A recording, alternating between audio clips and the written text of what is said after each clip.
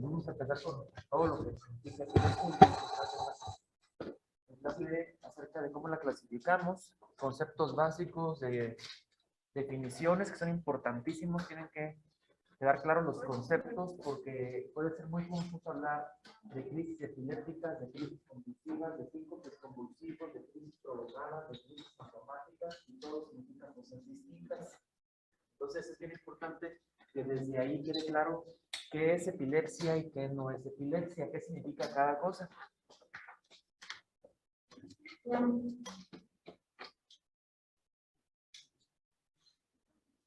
Epilepsia, bueno, significa ser atacado. En sus raíces etimológicas grecolatinas, epilamanén. No sabían a qué se debía en aquel entonces y decían que había una enfermedad que tenía una relación divina cuando el paciente caía y se suponía que era atacado. Y hay una descripción desde Hipócrates que dice cómo le ocurre una crisis a un paciente. Las descripciones de las crisis son bien importantes porque nos ayudan a nosotros a tener una orientación focalizadora, es decir, de dónde viene el foco epileptogénico que lo está provocando. Cada foco epileptogénico en su lugar va a tener manifestaciones distintas. Entonces, en este caso, describen a un paciente en que le está sobrando humor, la espuma que le estaba saliendo de la boca. El paciente el enfermo pierde la voz, le sale espuma de la boca, junta las manos y agarrotadas, los ojos desencajados, no entienden nada y a veces producen defecaciones. El enfermo pega con los pies a su alrededor. Todo esto tiene que soportar el paciente cuando el humor frío fluye en la sangre caliente. Entonces, la teoría de los humores también estaban dando una explicación a la crisis. Lo que describe es aparentemente una crisis tónico-clónica generalizada.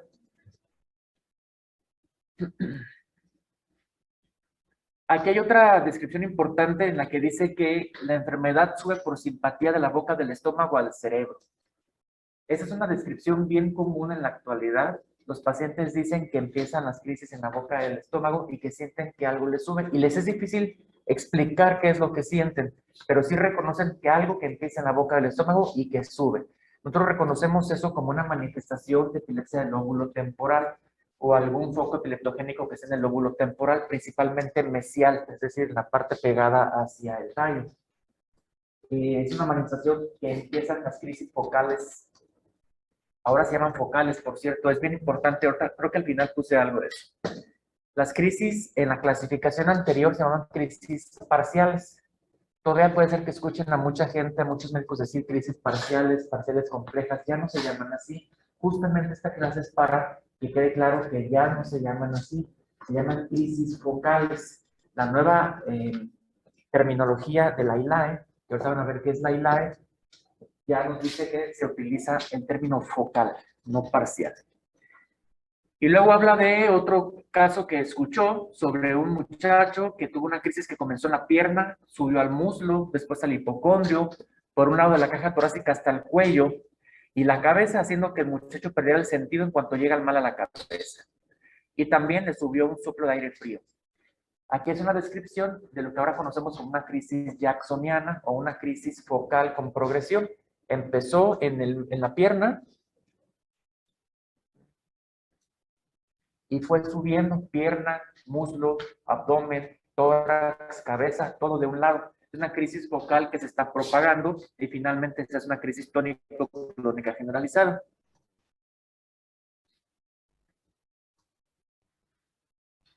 Ya utilizaban la valeriana desde entonces. La valeriana tiene una actividad GABAérgica. Las plantas tan sirven que pueden matar a la gente.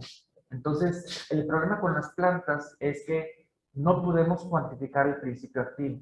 Entonces, todo medicamento y toda planta puede no servir, puede servir o puede matar. ¿De qué va a depender? De la dosis.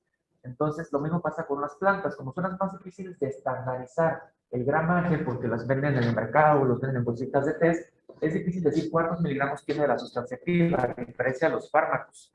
Sin embargo, funciona. Hay muchas plantas que tienen actividad funcional en el sistema nervioso. La hierba de San Juan, que es muy común en México, su nombre científico es Hipericum perforatum, funciona como antidepresivo, lo dan en los mercados. La valeriana, la pasiflora, Y ahorita vamos a ver algunas otras cosas. Lo utilizaban como tratamiento por su actividad GABAérgica, es decir, facilita el GABA. Y mañana que veamos tratamiento, generalidades del tratamiento, vamos a ver que el GABA es el principal inhibidor del sistema nervioso. Entonces, al hacer una actividad inhibitoria sobre la actividad eléctrica anormal, entonces disminuye las crisis. Ha tenido diferentes nombres: la epilepsia durante la historia, la innombrable calamidad, enfermedad lunar, enfermedad demoníaca, azote de Cristo. El primer hospital para pacientes exclusivamente epilépticos se inauguró en 1855 en Alemania. Los mayas distinguían la lipotimia del síncope, la distinguían de la epilepsia y de los problemas cardíacos. Las hemiplegias y los accidentes vasculares se conocían como chich en maya y las convulsiones eran sitam tamcas. Entonces, ya obviamente que hay descripciones en todas las culturas acerca de la epilepsia, porque la epilepsia nos ha acompañado desde el origen de la humanidad. En los años 60 a 70 se inician los primeros fármacos realmente efectivos que realmente producen un cambio de estos pacientes, que son las benzodiazepinas, que para pacientes que llegan con crisis en ese momento es el fármaco de elección. Paciente que llega con crisis a urgencias siempre es cambiar una benzodiazepina. Ya a largo plazo no es el fármaco ideal. El valproato, la carbamazepina, desde los años 60 a 70 se siguen utilizando, tienen buenas indicaciones. La carbamazepina sigue siendo un punto de referencia. Cualquier medicamento nuevo que salga al mercado y que esté prescrito o se esté probando para crisis focales, siempre se va a comparar contra carbamazepina, que es uno de los estándares en la actualidad, a pesar de ser también es bueno, bonito y barato. Realmente tiene pocas contraindicaciones. Es más o menos bien tolerada. En general se tolera bien, sobre todo si lo titulan. Si le dan de golpe la dosis que le toca al paciente, no lo va a tolerar. Pero si van titulando poco a poco, tienes mucho mejor respuesta y tolerancia. A partir de los 80 se empiezan a salir otros medicamentos diferentes, con otras cualidades, sobre todo en cuanto al perfil de seguridad. En cuanto a eficacia no había una gran diferencia, sin embargo sí en cuanto a los perfiles de seguridad. Y entonces se introducen fármacos nuevos como la motrigina, vigabatrina, gabapentina o carbazepina.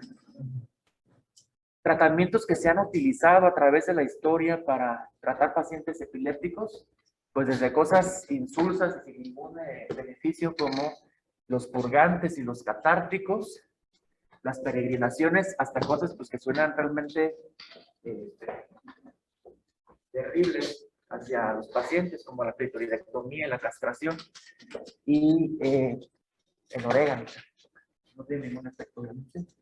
Y la asociación que le hacen con el sexo es bastante común en las religiones y en las culturas, atribuyéndole efectos tanto positivos como negativos, que evitándolo se evitan las crisis, o que cuando una adolescente se casa, de hecho todavía eso es una creencia que hay en algunos pueblos, dicen cuando se case se le va a quitar. Se refiere a que cuando se case, cuando ya empiece su vida sexual, pero en realidad no tiene absolutamente nada que ver. Todavía en la actualidad he llegado a ver mamás que llevan a su hija y que le dan porque es epiléptica, y me comentan, ya le dije que ya se junte con el novio, que ya se case para que se le quiten. Pues evidentemente que eso no va a tener ningún efecto ni positivo ni negativo sobre la incidencia de las crisis. Algunos personajes históricos que se cree que tuvieron epilepsia. Ahora vamos a empezar con las definiciones. Esto es súper importante.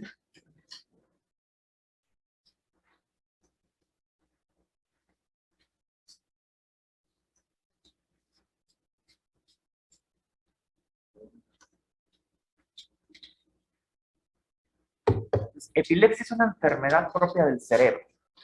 Es una enfermedad crónica y recurrente en la cual existe una tendencia a tener descargas hipersincrónicas. Es una corteza hiperexcitable y que tiene diferentes manifestaciones clínicas dependiendo de dónde esté ese foco hiperexcitable. Una crisis epiléptica ocurre en el contexto de un paciente epiléptico. Una de las crisis en un cerebro enfermo que tiene un área hiperexcitable que hace descargas sincronizadas y excesivas. Descargas eléctricas. El cerebro funciona con electricidad. Las crisis tienen muchos síntomas, pueden ser sensoriales, motores, autonómicos o psíquicos, dependiendo del lugar donde tuvo la crisis.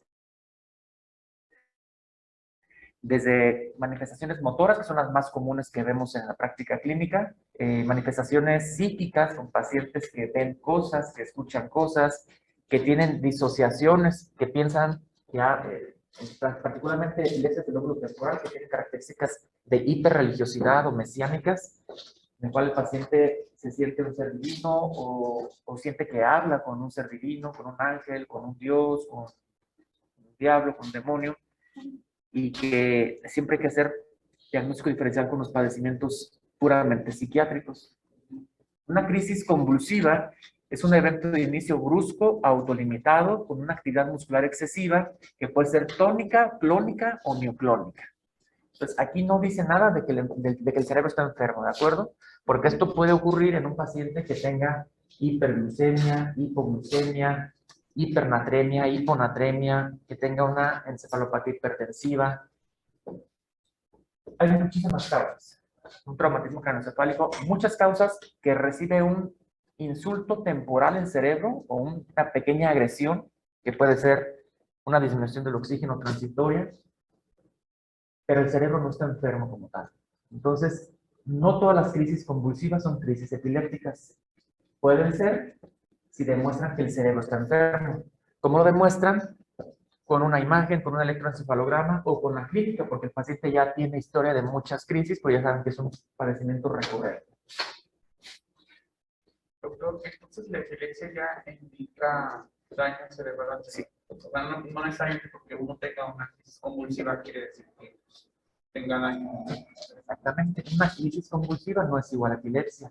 Epilepsia sí es igual a una disfunción cerebral. Más que daño, bueno, finalmente van de la mano, ¿no? Pero el paciente puede estar íntegro y ser sano y ser completamente competente, pero tiene una disfunción en alguna parte del cerebro que produce descargas hipersincrónicas, hiperexcitables. Entonces, puede ser que mientras no ocurra eso esté completamente sano. Síndromes epilépticos son entidades bien definidas y bien identificables que tienen características electroclínicas, es decir, tienen cierto tipo de crisis que inician a cierto tiempo de su edad, más o menos, y que tienen un electroencefalograma característico. Por ejemplo, la epilepsia de ausencias. Empiezan más o menos entre los 3 y los 5 años, 6 años, tienen un electroencefalograma característico y tienen un tipo de crisis característica. Casi siempre tienen un fondo genético, los síndromes electroclínicos, ¿de acuerdo? Trastornos paroxísticos no epilépticos, estos son súper interesantes. Un trastorno paroxístico, un paroxismo es algo que viene de repente y así como vino, así se va. Es autolimitado. Así son las crisis epilépticas. Son paroxismos. En el electroencefalograma tenemos paroxismos eléctricos. Entonces, hay trastornos paroxísticos epilépticos, que es la epilepsia como tal, y no epilépticos, que son súper interesantes y que siempre van a significar hacer un diagnóstico diferencial en el paciente. El principal trastorno paroxístico no epiléptico que tenemos que hacer diagnóstico diferencial son los síncopes. Los síncopes son bien comunes y hay síncopes convulsivos además, que no es epilepsia.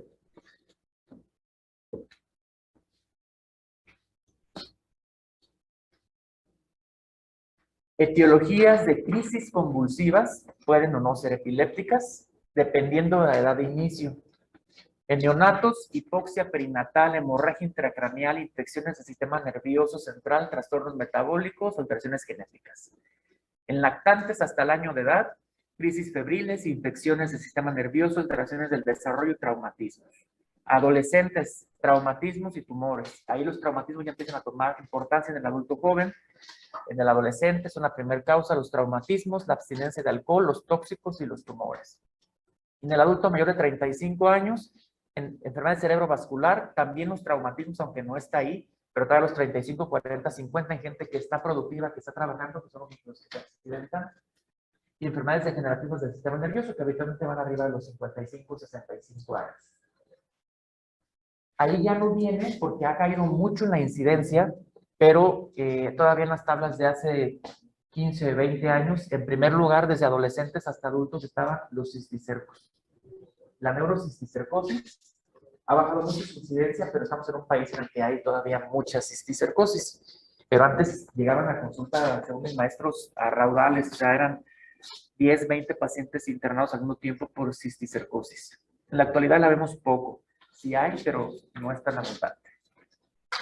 Ha habido distintas clasificaciones de la epilepsia. En el 81, en el 89, con pocas modificaciones. La actual que utilizamos, la del 2017. Es la nueva clasificación que utilizamos para la epilepsia y las crisis convulsivas. Y lo que ellos buscan es definirlo en base a un sustrato fisiopatológico o anatómico, pero siempre hay quien les diga que no es correcto, que hay algo que no les gusta, y constantemente se someten a revisiones y clasificaciones para hacerlas lo más asequibles, lo más fáciles de entender, lo más prácticas y a la vez que tengan una explicación y un sustrato fisiopatológico.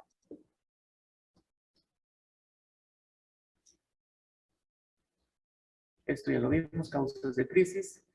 Entre 50 y 100 pacientes nuevos cada año por cada 100,000 habitantes. Eso es incidencia, pacientes nuevos cada año. Incidencia acumulada del nacimiento hasta los 20 años es más o menos del 1% y mayores de 20 años del 3 al 4%. Las series internacionales, dependiendo de los países, más o menos varían entre el 1 y el 4% de población de cada país que es epiléptico. Una enfermedad que tenga entre el 1 y el 2% de prevalencia, y ya son los casos acumulados, ya se convierte en un problema de salud pública. Aunque vean nada más que es 1%, 2%, ya es algo importante porque lo están viendo con mucha frecuencia. Entonces, si la epilepsia llega a ser hasta el 4%, dependiendo de las regiones, pues con mayor razón.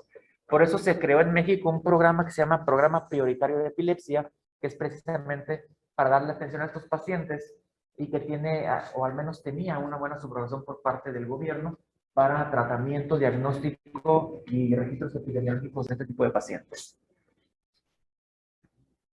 La recurrencia después de una primera crisis llega a ser del 50%, no todos van a volver a convulsionar.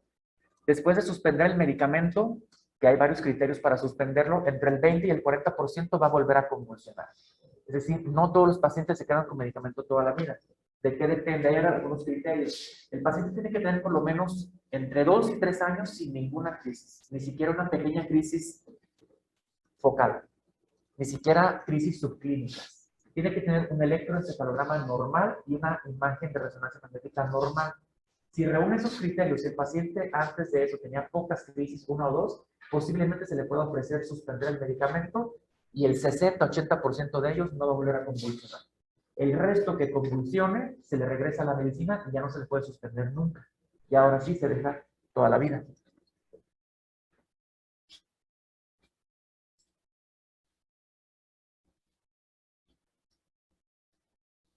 Esta es una tabla en la que resumen la clasificación actual.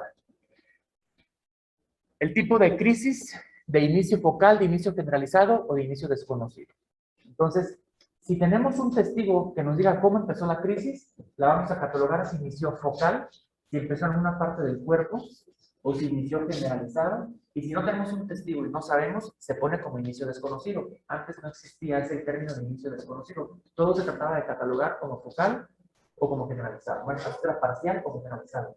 Ahora es focal, generalizado o de inicio desconocido, que no tenemos la certeza. La mayoría de las crisis son focales con progresión tónico-clónica bilateral. Son las más comunes, porque habitualmente creen que la más común son las tónico-clónicas. Llega el paciente de urgencia, llega a convulsión y dicen, esta crisis tónico-clónica. La verdad es que se tiene que tomar desde el inicio. La mayoría, el 70-80% de las crisis son focales, de inicio focal con progresión tónico-clónica bilateral. Entonces, primero van a decir qué tipo de crisis fue. Si fue una crisis motora, si fue una crisis sensorial, perdón, de inicio focal y con qué manifestación. Si fue una manifestación focal, motora, focal sensitiva, focal sensorial, si tuvo o no arresto de la conciencia. Ahorita van a ver una tabla que explica un poquito eso. Cuando ya tienen el tipo de crisis, que es una manifestación de la epilepsia, después hay que tratar de ver qué tipo de epilepsia es. Porque hay epilepsias que tienen diferentes tipos de crisis. Por ejemplo, una epilepsia mioclónica juvenil es un síndrome electroclínico que empieza por ahí entre los 11 y 12 años, que tiene mioclonías, crisis generalizadas, que tiene crisis focales con arresto de la conciencia, que tiene mioclonía, que es una pequeña crisis breve, pero que es generalizada, y que tiene un trastorno genético, pues ya le están poniendo el nombre más completo. El paciente llega a urgencias con una crisis tónico-clónica bilateral en el contexto de una epilepsia mioclónica juvenil que tiene una etiología genética. Entonces, tienen que hacer todos los pasos para poder clasificar completamente una epilepsia. Llegó por una crisis tal, en el contexto de una epilepsia tal, que tiene una etiología tal, según lo que ven ahí. Entonces, en este caso es un síndrome epiléptico, un síndrome electroclínico. Inicio focal, hay que respondernos primero si perdió o no perdió la conciencia. Si es de inicio motor, ¿cuáles son las manifestaciones motoras? Pueden ser automatismos, atonía, movimientos clónicos, espasmos, movimientos hiperkinéticos, mioclónicos o tónicos. Si el inicio fue no motor, puede ser autonómico, arresto de la conciencia y de la conducta, cognitiva, emocional y sensorial. Y puede evolucionar de focal a bilateral tónico-clónica. Si el inicio fue generalizado, igual vamos a distribuirla si es motor o si es no motor. Y más o menos los fenómenos son los mismos. Tónico-clónico, clónico, tónico, mioclónico, mioclónico, clónico, clónico, mioclónico atónico, atónico y espasmos epilépticos en los motores. En los no motores también son muy similares, típico, atípico, mioclónico y mioclonía palpebral. Cuando el inicio no se conoce, vemos la siguiente parte de la crisis, cómo se comporta, si es motora o no motora, y podemos, si no lo podemos clasificar, tenemos que decirlo, inclasificable, si no tenemos suficientes datos o si no lo logramos ver. Si solamente nos está diciendo el familiar lo que vio, pero no nos aporta suficiente información, ya es válido decir que la crisis no se puede clasificar. Y antes tampoco existía ese término. Así se aborda entonces la crisis. Todo paciente que les llega, ese es el abordaje de cómo van a interrogar, cómo van a buscarlo para poder decir qué tipo de crisis es y después poder decir qué tipo de epilepsia es. Ahora, la clasificación completa de todos los tipos de crisis, no nos vamos a tener mucho en ella, es muy amplia, pero estos son los tipos de crisis que hay. Estas son en las tónico-clónicas,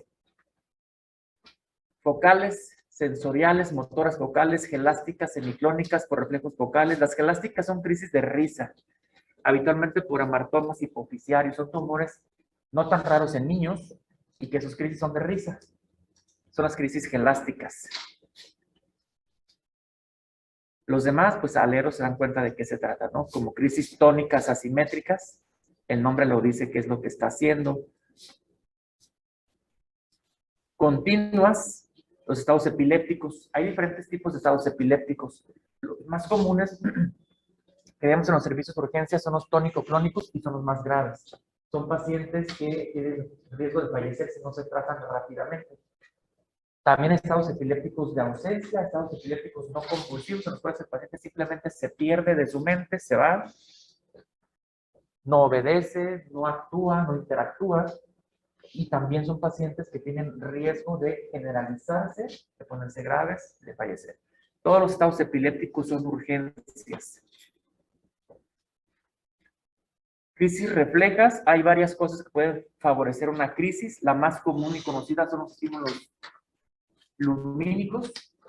Por eso es que es la creencia de que el paciente epiléptico no debe de ver la tele, no debe tener celular. Pero la verdad es que no todos los estímulos luminosos producen crisis. Para que un estímulo luminoso sea capaz de producir crisis, tiene que ser estroboscópico. Es decir, como las luces de los conciertos. Ese tipo de luces de los antros, de los conciertos, son los que sí pueden producir crisis. Entonces el paciente sí puede ver la tele, sí puede tener el celular, siempre y cuando no vea contenidos con luces estroboscópicas. Todo eso son casos extremadamente raros. Por ejemplo, los últimos dos son casos así como de reporte, ¿no? O sea, de que hay algún paciente que lograron demostrar que cuando se baña con agua caliente le da una convulsión, ¿no? Y lo creemos porque está reportado en revistas serias, pero pues la verdad es que son casos extremadamente raros, ¿no? Y no me ha tocado ver a mí alguno así. Sí me tocó ver pacientes con sensibilidad al estímulo lumínico, que tienen crisis, pero así como que a la lectura, al agua caliente y movimientos masturbatorios, pues están descritos, pero difícilmente vamos a ver algo.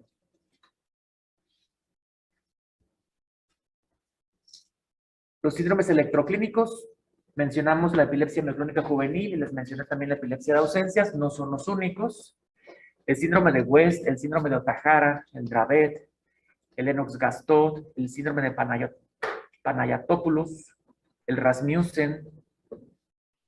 Todos esos son síndromes electroclínicos que dijimos que compartían edad de inicio, tipo de crisis, electroencefalograma característico con el tipo de crisis que ellos están teniendo y generalmente un trasfondo genético. No siempre, como en el caso del Lennox-Gastaut, que pueden ser sin tener genética por daño en la infancia. Es uno de los reportes de crisis medias raras que son reflejas. Si el paciente no hace esos movimientos, no tiene crisis. Cuando los hace, tiene crisis. Causas de descompensación de pacientes que estaban controlados. La mayor parte de ellos es porque no tienen adherencia al tratamiento, porque se desvelan, consumen alcohol o café. La mayoría de ellos es por esos motivos. Pero hay más. La falta de sueño, la regla, hay epilepsias que son puramente catameniales, que son las crisis que solamente ocurren en el contexto del periodo de la regla y en ningún otro momento tienen crisis, se denomina epilepsia catamenial. Es un poquito más difícil de tratarla, las influencias hormonales llegan a ser bien importantes y difíciles de controlar clínicamente las crisis.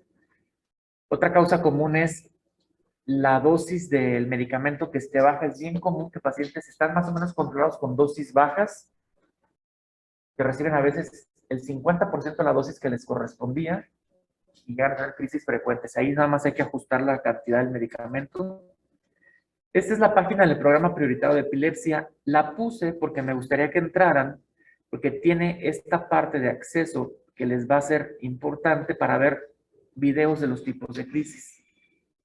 Se llama Programa Prioritario de Epilepsia. Es una página que se dedica a la epilepsia en México. En donde está esta flecha roja, creo, si no mal recuerdo, ahí dice médicos. Le dan clic ahí y les voy a mandar a esta página donde pueden ver videos de diferentes tipos de crisis con algunas descripciones de los casos y vale la pena que vean los tipos de crisis en video para que quede más claro. Esta es la Liga Internacional contra la Epilepsia, la ILAE. Este ya es igual, es un esfuerzo a nivel internacional, es el organismo más importante de epilepsia a nivel mundial, que también tiene recursos educativos y que acaba de ser el congreso de CAMELIS. El CAMELIS es el capítulo mexicano de la Liga Internacional contra la Epilepsia. Es la parte mexicana de la ILAE. Entonces, acaba de ser en el mes de septiembre, agosto, si no mal recuerdo el curso. También pueden encontrar recursos ahí. Diagnóstico diferencial. Las hipoglicemias son bien comunes. Pacientes diabéticos que tomaron más medicamento de lo normal o que se pusieron su insulina y no comieron. La hiperglucemia también produce crisis, sobre todo arriba de 400 miligramos por decilitro. Migrañas. Hay migrañas de características poco comunes que se pueden confundir con crisis. No es la típica migraña con dolor de cabeza. Exclusivamente hay otras migrañas que sí se pueden llegar a confundir. Tan es así que se cree que la frontera molecular entre la epilepsia y la migraña es tan estrecha que son enfermedades primas, que son enfermedades de los canales iónicos ambas, y hay un término que dice migralepsia. La migralepsia es cuando es difícil distinguir si es una migraña con características epilépticas o una epilepsia con características de migraña. Entonces, la migralepsia, aunque hay algunos autores que todavía se oponen un poquito al término, quizás sea una combinación de estos dos padecimientos. La pseudocrisis, que también es algo que vemos con mucha frecuencia, pacientes que tienen ansiedad, pacientes que la mayoría de ellos subconscientemente son rebasados por las crisis de ansiedad y tienen crisis. Al verlas nos damos cuenta si son o no son. La mayoría son subconscientes. Sí hay pacientes que lo hacen volitivamente, de manera intencionada, para tener una ganancia secundaria, para que no los manden a la escuela, para que no los manden al trabajo, para que el esposo no la aleje, porque ya se pelearon. Entonces, sí pasa y sí llegan a hacerlo de manera intencionada, pero son los menos, afortunadamente. Quizá el 20 o menos %. La mayoría es algo subconsciente, no pueden con la ansiedad y tienen estas crisis que simulan o semejan crisis epilépticas. Es bien importante diferenciarlo porque hasta 1/3 de los pacientes que llegan a centros especializados de epilepsia para cirugía o para algún procedimiento invasivo ni siquiera es epilepsia. Es otra cosa, es un trastorno paroxístico no epiléptico, incluyendo la pseudocrisis. La pseudocrisis es común que los tengan con 2, 3, 4 fármacos y no tengan buena respuesta al tratamiento.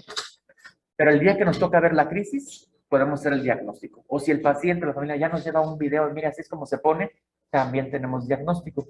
Es muy fácil cuando ya vemos la crisis decir si sí es una crisis, qué tipo de crisis o si es una pseudocrisis.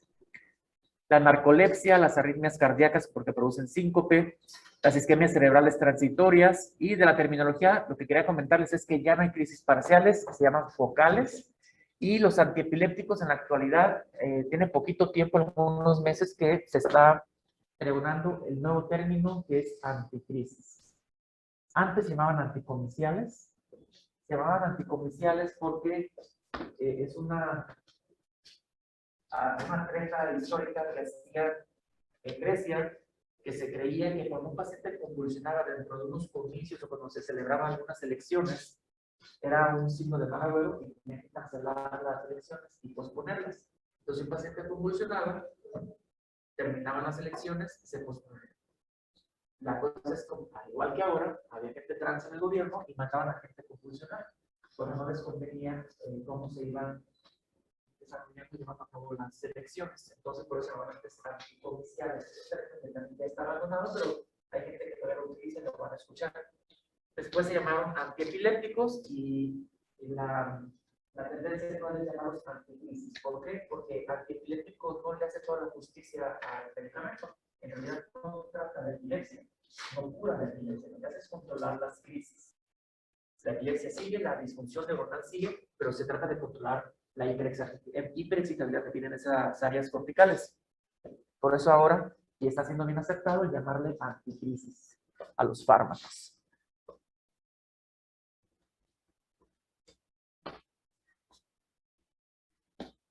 Si los trastornos paroxísticos epilépticos son entre el 1, 2, 3%, hasta el 10% son paroxísticos no epilépticos, o sea, diagnósticos diferenciales. El principal de ellos probablemente en la práctica clínica sea el síncope, porque hay síncopes que sí convulsionan.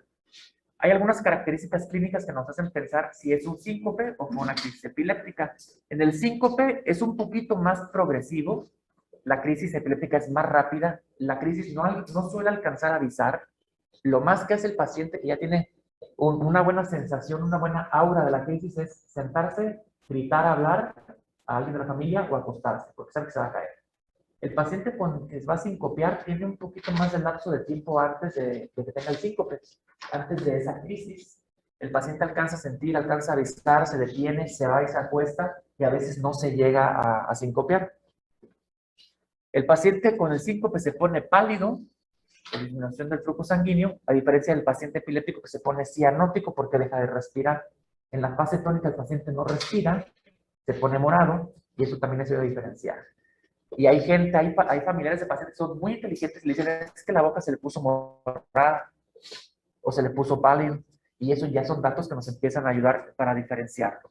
El síncope es más breve, son generalmente segundos, 10 segundos, 20 segundos. El paciente despierta sin posictal, eso es importantísimo. El estado posictal siempre hay que buscarlo cuando abordamos una crisis. Si tuvo estado posictal, seguramente va a ser una crisis epiléptica. La crisis epiléptica dura generalmente entre 1 y 3 minutos. El posictal va a variar 5, 10 minutos, 20 minutos, 1 hora, 2 horas, 6 horas. Es variable dependiendo del paciente. Hay estados posictales de 1 semana o 2 semanas. Pacientes que ya se conoce que son cardiópatas, es más fácil que tengan un síncope que una crisis epiléptica. No suelen tener disfunción de esfínter, pero sí puede suceder. Realmente lo que define si el paciente va a tener incontinencia, si se va a orinar o va a defecar, es si está ocupada la vejiga o no. Como es más breve el síncope, alcanzan a detener y apretar, ¿no? Como quien dice. Y el paciente con crisis no alcanza a hacerlo. Si la vejiga está llena, se va a orinar. ¿Dudas? Sí, doctor. Sí. Por ejemplo, había comentado, comentó ahorita que en el 5 se puede prever como, que va a tener una crisis y que puede como irse a acostar porque sabe que le va a pasar ahorita una crisis y que en la crisis convulsiva no. pero yo había leído que, por ejemplo, solo en la vasovagal sí había como un presíncope, pero por ejemplo en la cardiogénica, en el presíncope de origen cardiogénico, ahí era como una crisis convulsiva, o sea que era como súbito.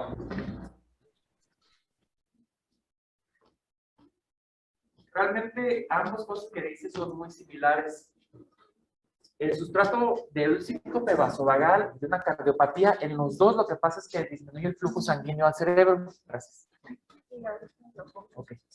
Entonces, realmente la manifestación clínica no va a ser tan diferente. En ambos puede convulsionar, en ambos puede tener una crisis convulsiva que por bajo gas se llama crisis de Stokes-Adams. Es un término que maneja mucho los cardiólogos. También nosotros son crisis por falta de flujo sanguíneo cerebral, de Stokes-Adams. Y realmente el sustrato que mencionas tanto en vasovagal como cardiogénica es lo mismo. Falta de flujo sanguíneo. Lo que yo mencioné es que en esos casos en los que falta el flujo sanguíneo cerebral, el aura o la sensación del evento es un poquito más prolongado y con más grado de conciencia conservado, que permite que el paciente avise, se acueste o simplemente tenga la sensación de que se sintió mal antes de la crisis. El paciente que tiene una crisis epiléptica, este periodo de aura es más breve y a veces no existe. Entonces el paciente no se da cuenta, no se alcanza a ir a acostar, no alcanza a ir a avisar habitualmente. Ninguna de las dos son reglas que te hagan diferenciar de un evento al otro. Son pistas, son datos, es parte de la semiología que haces y que con los demás datos que mencionamos vas a decir si fue un síncope o una crisis epiléptica. Pero esto es lo más común. O sea, no hay ningún dato que sea suficientemente patognomónico, quizás el único sea el estado postdigital. Si tienes un franco estado postdigital, sí puedes casi asegurar que es una crisis epiléptica. El problema es en la forma de interrogar o de entender del paciente, porque uno le puede preguntar a un paciente que tuvo un síncope, un Stokes-Adams, cómo despertó, y todos dicen que despertó desorientado. Todos dicen eso, pero es una desorientación que les dura 5 segundos, que realmente en lo que abren los ojos se dan cuenta en dónde están. Eso no es despertar desorientado. Un estado postdigital, el paciente habla y hace y dice cosas que después no se acuerda. Para despertar y orientarse puede durar por lo menos 10-20 minutos. No conoce, no hace conductas normales. Entonces, el que tiene más peso es el estado postdigital. Todas las demás tienes que hacer unidad clínica. No sé si quedó más o menos explicado. Sí, sí, doctor. Gracias. ¿Alguien más tiene dudas?